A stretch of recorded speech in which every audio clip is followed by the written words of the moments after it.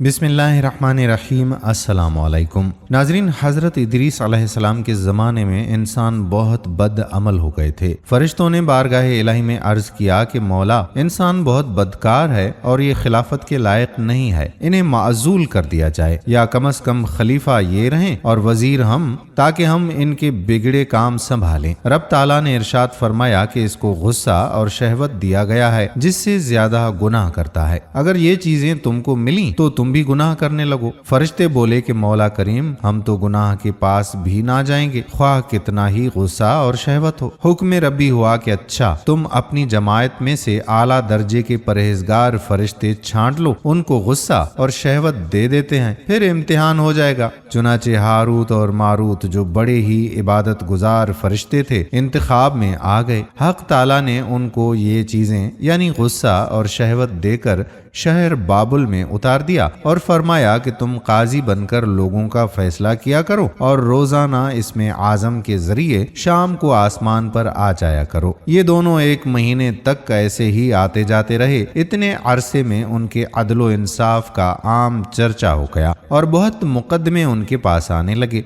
एक रोज एक निहायत हसीन और जमील औरत ने, जिसका नाम जहरा था, ये मुल्क फारस की रहने वाली थी, उसने अपने खामंद के खिलाफ मुकदमा दायर किया। ये दोनों उसे देखते ही आशिक जार हो गए और उससे बुरे काम की ख्वाहिश कर बैठे। उसने कहा कि मेरा दीन कुछ और है और तुम्हारा दीन कुछ और इख्तिलाफ होते हुए ये नहीं हो सकता। नीज मेरा शोहर बहुत गैरतमंद है, अगर उसे खबर लगी तो मुझे कत्ल कर देगा, लिहाजा पहले तो आप मेरे बुत को सजदा करो और फिर मेरे शोहर को कत्ल करो, फिर मैं तुम्हारी और तुम मेरे। उन्होंने इनकार कर दिया। वो चली गई, मगर उनके दिल में उसके इश्क की आग भड़क गई। आखिर उसे पैगाम भेजा कि हम तेरे घर आना चाहते हैं। सर आंखों पर ये दोनों उसके घर पहुंच गए। उसने अपने आप को आरास्ता किया और उनसे बोली कि या तो आप लोग मुझे इसमें आजम सिखा दें, या बुत को सजदा करें, या शोहर को कत्ल करें, या शराब पी लें। उन्होंने सोचा कि इसमें आजम इसरार इलाही है, उसको जाहिर करना बहुत जुल्म होगा। बुत परस्ती करना शिरक है और कत्ल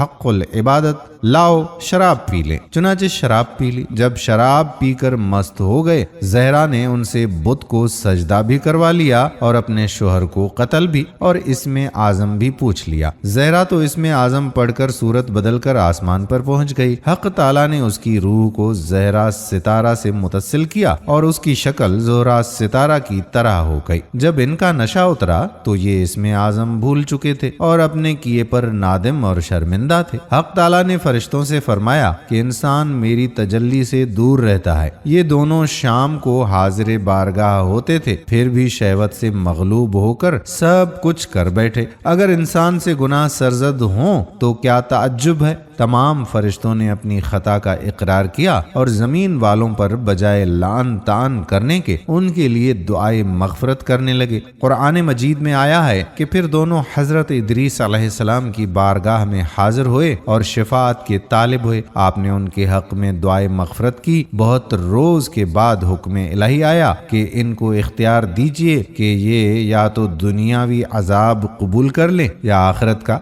हजरत इदरीस अलैहिस्सलाम ने उन्हें हुक्म इलाही पहुंचाया। उन्होंने अर्ज किया कि या नबीउल्लाह, दुनिया का अजाब फानी और आखिरत का अजाब अबद ला आबाद तक है, हमको दुनियावी अजाब मंजूर है। चुनाचे हक ताला ने फरिश्तों को हुक्म दिया कि इन दोनों को लोहे की जंजीरों में जकड़कर बाबुल के कुएं में ऊंधा लटका दें। उस कुएं में आग भड़क रही है और ये लटके हुए हैं। फरिश्ते बारी बारी से हर वक्त उनको कोड़े मारते हैं। सख्त प्यास से उनकी जुबानें बाहर लटकी हुई हैं। ये अजाब कयामत तक कैसा ही शदीद रहने वाला है। अल्लाह से दुआ है कि अल्लाह ताला हम सब पर अपना खास रहम फरमाए और हमें सिरात मुस्तकीम पर चलने की तौफीक अता फरमाए। आमीन। दोस्तों, इस वीडियो को अपने दोस्तों के साथ शेयर जरूर कीजिएगा। आने वाली वीडियो तक अपने मेजबान कादिर बख्श कल्होड़ो को इजाजत दीजिए। अल्लाह हाफिज।